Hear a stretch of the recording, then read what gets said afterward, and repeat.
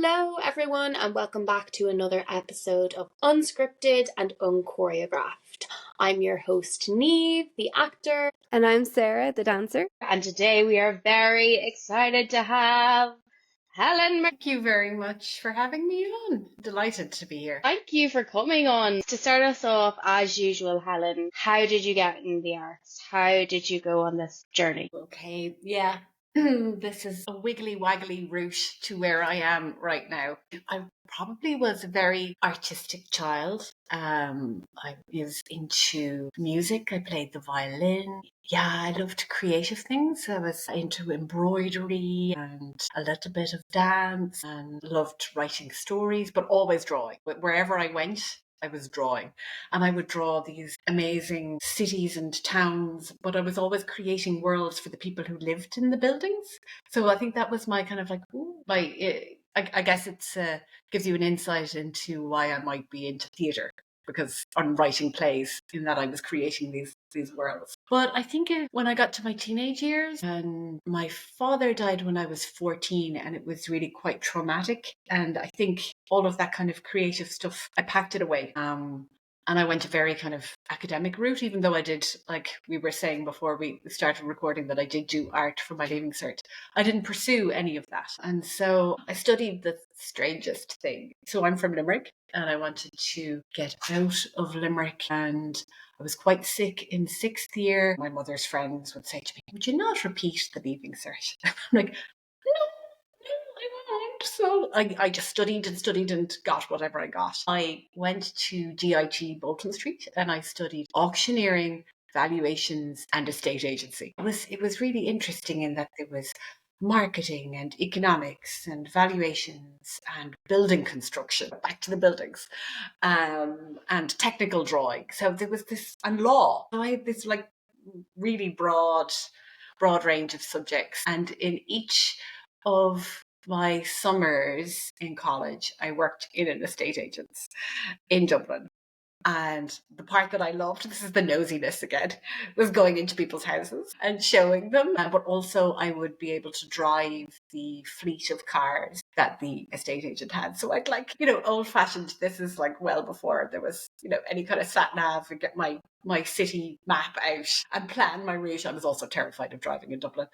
And yeah, so I worked there. And then after that course, the degree course in property economics, eventually, I decided, no, I did not want to work as a valuer or any such thing. And I had been an impoverished student for long enough, and they didn't really pay very well.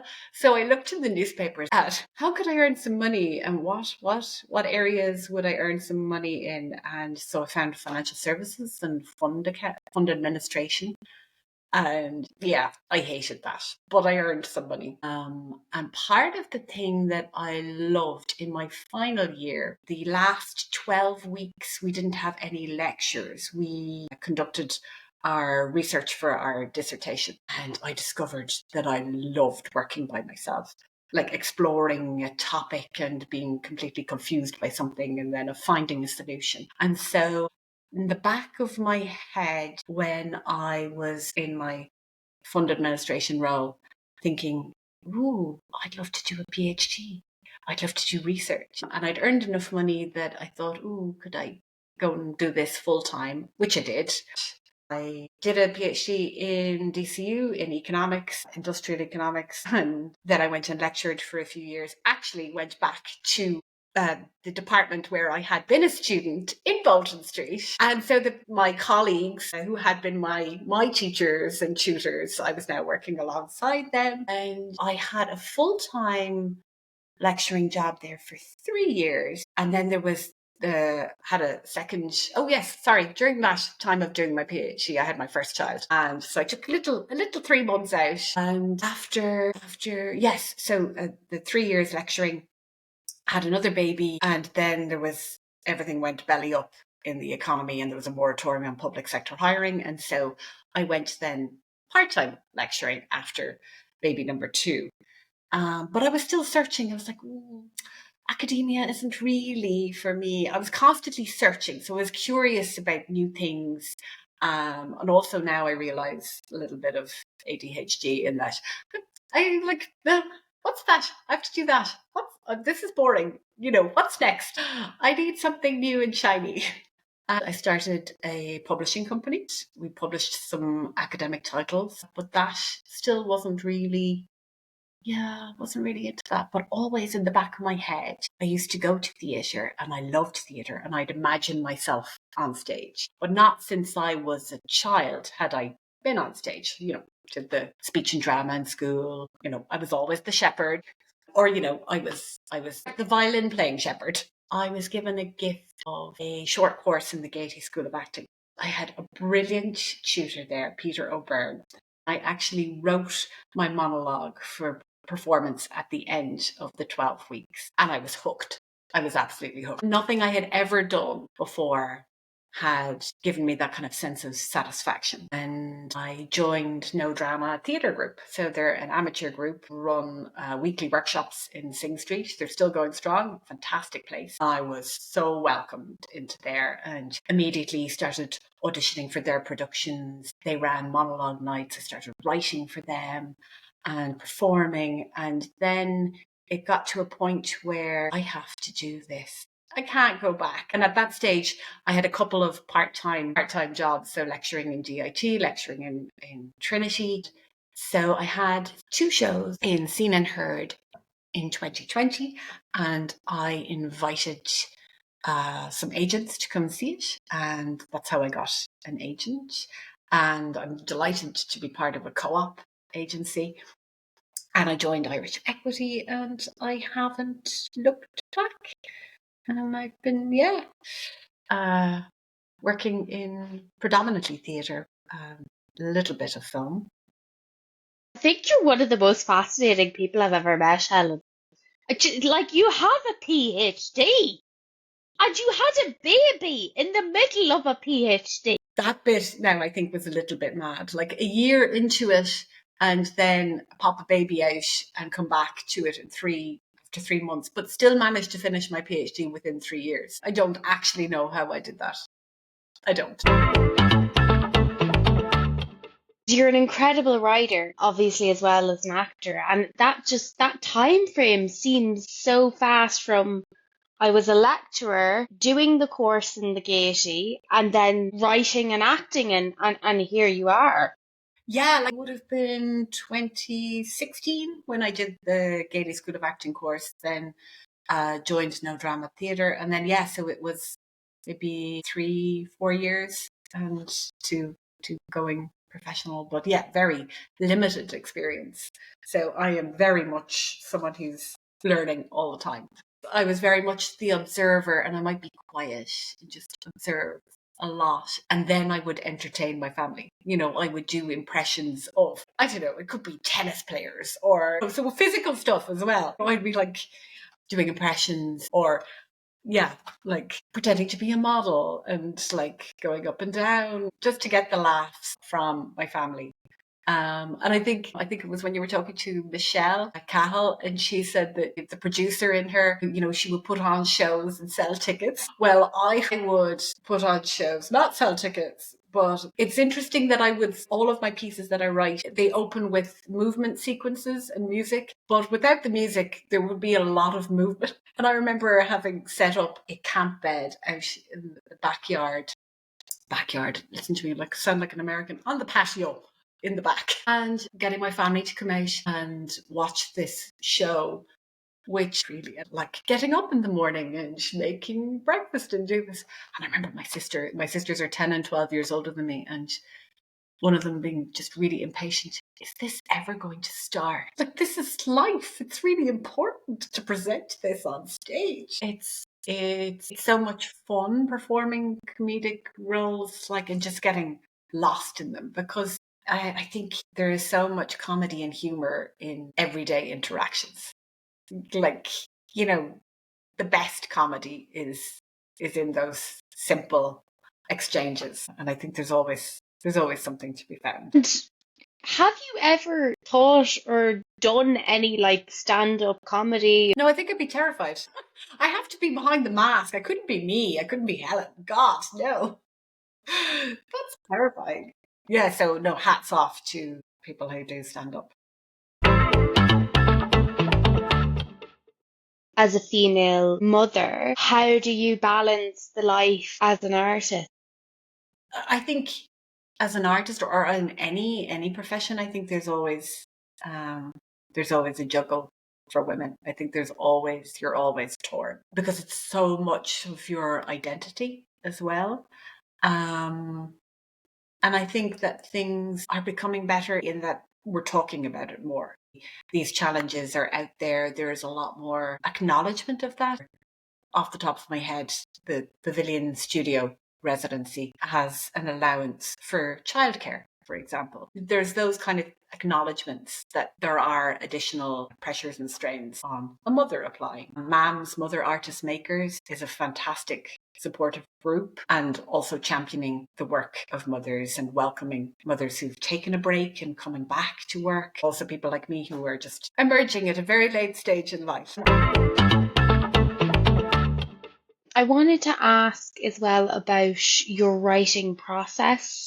What is it? Chaotic. Yeah, so I tend to write everything that I have written to date, bar my first full-length play that's coming up in March in the new theatre, which I'll come to in a minute, has started with a monologue and I've built stories around it. So it's in a particular context, a feeling, an emotion. And I wasn't even aware of how I wrote until I was awarded Access Assemble Artist and I was working with the wonderful Aoife Spillane Hinks and those mentoring sessions on my writing. And she asked me that question. And then I was like, oh, I start with an emotion. So it's a feeling. I'm in a situation and I have a particular feeling. And I've kind of built a story around that. So, for example, Milked is a short play, 20 minutes for seen and heard, is about a woman in those immediate days, immediately after giving birth. These contrasts, the comedy of a whole family descending upon this mother who cannot, cope with this new baby and this new identity, and then everyone is like, it's all presents. Other things that I've written have been, for example, a children's show was prompted by my youngest daughter wanting me to write about unicorns. So that was quite easy. It was, a story of two little girls who wanted to believe that unicorns were real, and so they were camping out their backyard. And myself and Andrea Bolger wrote and performed that together. So yeah, they can. What else have I written? I quite like collaborating. So the most recent thing I've written with someone else is with Bronya Kirsten, a fantastic playwright and actress, and Berlinda Mappa. And the three of us devised a piece that was commissioned for Trinity Researchers' Night by the School of Nursing and Midwifery. So it's called Birth Stories. And that combined song, movement, and some text. We did 2 performances on the one night for Researchers' Night. I work in different ways. Sometimes I can scribble down little bits, a piece of paper, someone's talking to me, and I have to just be back in a minute. I'll write down something. And I can write in bursts, or I can just not write anything for a while. But there is something very rewarding about collaboration also. It just seems like that there's the possibility of creating something even more than you could do by yourself. But even writing by yourself is a fascinating process in that you might be looking at a blank page in the morning and by lunchtime you've created a whole new world. Like it doesn't happen very often, but it's kind of magic. Kind of what you said earlier about when you were a kid and building those kind of worlds, even just doodling. And it's a funny question to ask because I think it so depends on the project and who you're working with. How do you find performing and writing in your plays? So when I'm writing, I visualize how I would perform it. Now, obviously, directors have influence, and that's really important. It's really important to have that outside eye. When it works, it's almost otherworldly. You just get lost. Much more so, I think, than if there's someone else's words. But it's almost like I have just vanished into this place that I've created. I think that can obviously work with others' words. That is the magic of theatre, and that some nights in performance you lose yourself and some nights you don't. You're too aware, which is probably why I place a lot of emphasis on the process and how enjoyable and rewarding that is in the kind of 3 or 4 weeks building up to the performance. Is like a sculptor just carving away and seeing what emerges in your character, in yourself when you leave the room. There's just a transformative process on so many different levels. Really special. I think it's also extremely addictive. Like, give me more, give me more. And the fact that it's going to be new, something new the next time, new people. But even if you know some of the people, you know how they work, and that's exciting. But the writing is new or the project is new. It is very addictive. The process of being in a rehearsal room with you being the performer and the writer, do you have a director instead of where you're just the actor?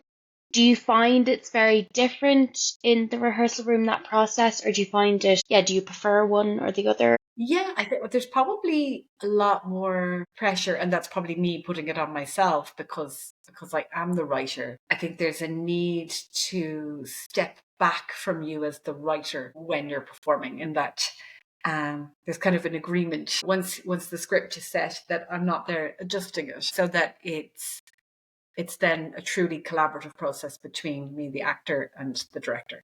Because I think it becomes very blurred and difficult if you start changing the words. Then it's a devised piece. I mean, that's what workshop is for before you get into a rehearsal room. But it's also a lot of fun, and there's a dynamic then between you and the director that allows for exploration. So without the words changing, there's other things that can be explored, the meaning, and it's good to be challenged. I think you've already kind of answered it, but as the writer and performer in the rehearsal room, disagreeing with the direction that the director has given, or has there ever been that kind of conflict in you? Or maybe not. Yeah, I think it's just like when there's open communication, it's very easy to say, I didn't envisage it like that. But I'd always be willing to try, because, otherwise, what's the point? If you're closed to that, I don't think it's fair on a director to be closed. You must be open to direction. You must be open to others' ideas. And I think that's really important in any acting work, is being open. The second you close yourself off to any kind of possibilities, it's like shutting down. And I think that's something I've learned as I've gone on, is to be more open and be less constricted by what I had as an original vision for the piece, and not to be so precious.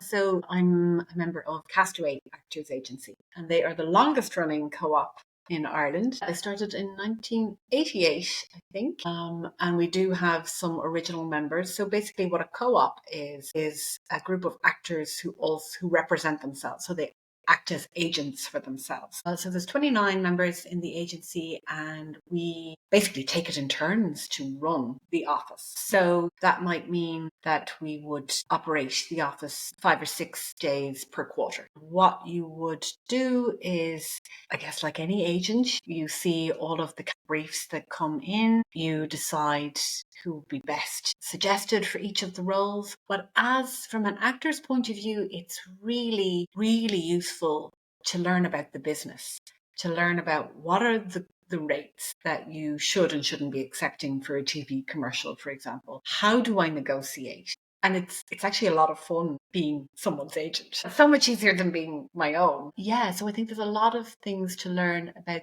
what goes on in the background. I think that's very helpful for anyone in theatre who wants to make their own work, and just having that confidence to deal with venues, with planning, with producers, and sticking up for yourself. Within the agency, then we all take on various different roles. So we have a chair who guides us all and we don't go off course, which was a role that I did for 2 years. I'm now the applications officer. I also did web and PR. So we rotate. So we have an AGM every year, and we talk about all the things that are going on in the agency, and then we divide up all those. If you have a show coming up and you think a co-op is for you, the co-op isn't for everyone. So you're willing to commit to office days, or interested in being part of this community. Absolutely. If you've got a show coming up, send us an invitation. All the details are on the Castaway website. Also, if you don't, and a co-op is of interest to you, send in, if you have a show reel. Even if you don't have a show reel, put a tape together. Just one scene is enough. Your CV and your headshot. And, I think the letter is really important as to why you want to be part of a co-op, what your experience, and you don't have to have experience. You can be straight out of drama school, but a little bit about yourself. There might not be a space for you in the agency. We currently have quite a number of members in the early playing range. So obviously we don't have under 18s because you have to do office duty. We have openings in the older age categories, like 30 plus. So if there's anyone listening who would fancy a co-op, by all means, send us an email. Irish Equity is a union that works on not just actors' behalfs, but I think it's stage managers. I'm going to get the list of creatives wrong, so I'm not going to say that. Best to check that on the website, but represent the interests of actors. So in terms of improving our conditions and rates of pay on film sets, particularly when production companies avail of the tax incentives here for filming within Ireland. And there were issues a number of years ago on certain very big productions coming into Ireland. There were separate rates. There was rates for the Irish performers, and there were rates for other performers. And it's about creating that level playing field. The union is only as strong as its membership. So that's why I think it's really important to be a member. And I know that there's a lot of cynics out there who go, they never do anything for me. Why would I join? But I do firmly believe that the greater the number, the more likelihood we will succeed in improving conditions. If you look at the technical side of TV and film, they would never walk on set if they weren't getting the proper rates. But we have so many actors who will say, I'm not doing that because that's not the proper rate. But there's someone there waiting to jump in. You can't blame. They want to get a step on the ladder, a leg up. And who can blame them? If we have a strong union and we have those rates of pay locked in, then that can't. No, I totally agree with you. And I think the one we have in Ireland is very good. They're really, really trying hard. I am not afraid of physical theatre and moving, is that I have a black belt in Shotokan Karate. I think I was 21 when I started karate, and I think that idea of being in such close proximity to other people and like touch, but we're not being intimate. It was initially very strange, and then you just get used to it. I was never interested in competition, but I liked the kind of, almost like acting, the no-mindness. If you're doing it well, you lose yourself in it. You have learned the sequence of movements, you perform them, and you get lost in it. Yeah, that was another thing that was dominated by men. And I think at a time when it was quite difficult to be a woman in the class, and it strengthens you. I think it definitely, I think that is honestly the perfect training for acting. You've got so much in that in martial arts, and my God, the achievements you have are non-stopping. Yeah, because you have to have presence. You have to be in the moment. You have to let go of yourself as well. It equips you to see challenges and overcome them. It makes you very, very determined. And I think it was something that the training that I had in karate helped me to give birth naturally. I like to experience things in all of the pain. It is such a special life experience that it's so important to feel absolutely everything about it. And I think the karate training gave me the determination to do that, to know that I could overcome that physical pain. Once your brain is working with you, your body knows what to do physiologically. You're gonna birth a baby, but your brain might not help you. So you have to gain control of that. So yeah, I think karate, the idea, I liked this. I was quite flexible, and I liked the idea of just being able to do something a bit different with my body. It was as simple as that. That's what attracted me. And then self-defense. It makes you aware of things. So you pick up on body language, on movement. You know when something's a bit dodgy. Who's going to cross the street here? Because you sense someone's movement. Because you're standing opposite someone and you know, are they going to lift their right arm? Are they going to raise their left leg? You see the little twitches. They might give it away in their face. And again, like you said, that's really good for acting, in that you're reading a person. What advice would you give to someone who wants to get into theatre, into acting or writing, or advice that you might have given to your younger self? I don't be afraid to try things. You've just reminded me that I had a friend when I was in Bolton Street, and she joined the drama sock, and she was always on to me to join. I was just too scared, just terrified. No, I couldn't do that. But yeah, I guess that's age. You just learn to go, so what if I make an aegis out of myself? So yeah, I would say try things, and it doesn't have to be a formal course. It could be a weekend workshop. Like I said, in No Drama Theatre, join on every Tuesday night, make friends, have fun.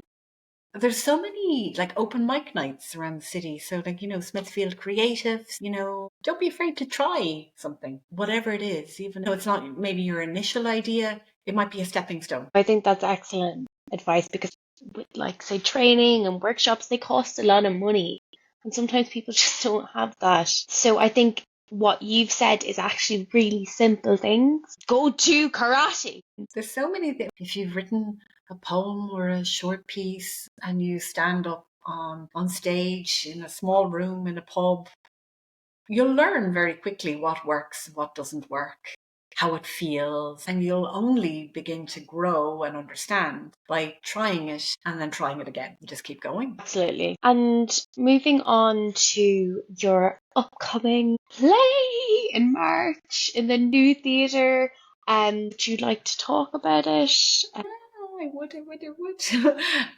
It opens on the 25th of March. Tuesday the 25th, runs until Saturday the 29th with the matinee, and it's called Ivy, and it is directed by Asosa Ighodaro. Brilliant director. And we have assembled a fantastic team. Ush O'Donoghue is movement director. Dylan McGlone is designing the set. HK Nihiradon is on sound design. And then within house, there's Kathy O'Carroll on lighting. Yeah, so the New Theatre have been incredibly supportive of this. So it had a previous life in Seen and Heard in 2022. It was a short 20-minute piece called Home, and it was a woman's story about becoming homeless. Fast forward, I always had the idea of developing it into a 60-minute piece, and we had invited Anthony Fox in the New Theatre to come see it. He said, send in the script when it's written. And he gave us, myself and Asosa, 2 development days last January to work on the script. So we workshopped it at the start of January, made some amendments to the script, workshopped at the end of January, and then resubmitted it to the New Theatre, and then it was accepted, and then was waiting to be assigned some dates. So this is the little blurb that I've written for the play. So, perched on a box room bed in an overcrowded house share, Ivy observes the sketchbook of her life as it unfolds on the brickwork of a neighbouring building. In flashes and fragments, she pieces together the meaning of home, sights, sounds, tastes, and how it feels to live without them. Navigating a path through a broken system, hope is found in the absurd in this dark, humorous exploration of a woman in hidden homelessness.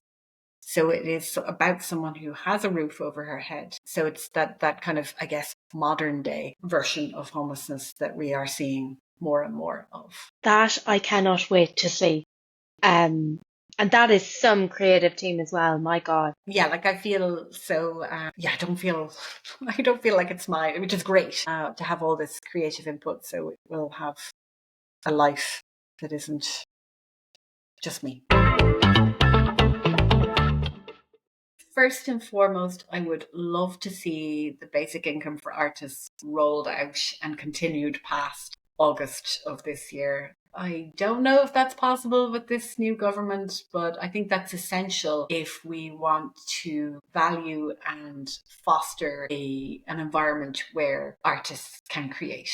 And that there isn't a distraction of having to earn money in other ways, because it slows down the creative process. It detracts from it. So I think that first and foremost. I have a friend, she's German. She works as a director in a theatre now in Heidelberg.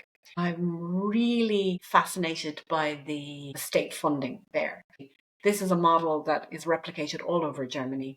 There is the city theatre, and the actors are employed on a 12-month contract, and they switch around for different shows, different roles, but they have that stability for a year. And the same goes for a director, assistant director, all of the creative teams. So the government puts all the funding. So that the arts are really highly valued. So I think it's going to be a very long process to make that kind of change here, whether there is even that political will to do so. But something like that, something then more simple and easy to instill here, is to give greater support to those smaller theatres that are programming new work. So like the New Theatre, like Glass Mask, that the venues that are ensuring that emerging artists of any age can get their work on stage.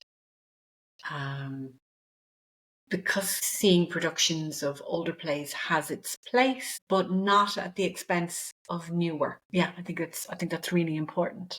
Otherwise it's not artistic, and it just becomes staid. Where's the innovation? Where's the change? I think you're bang on the money there. And I think as well, like, the world is constantly changing. History changes and we learn from history, and history repeats itself, as we see so many times. So I think it can't stay the same. And I think it's so important to show different perspectives on stage. It's how we learn.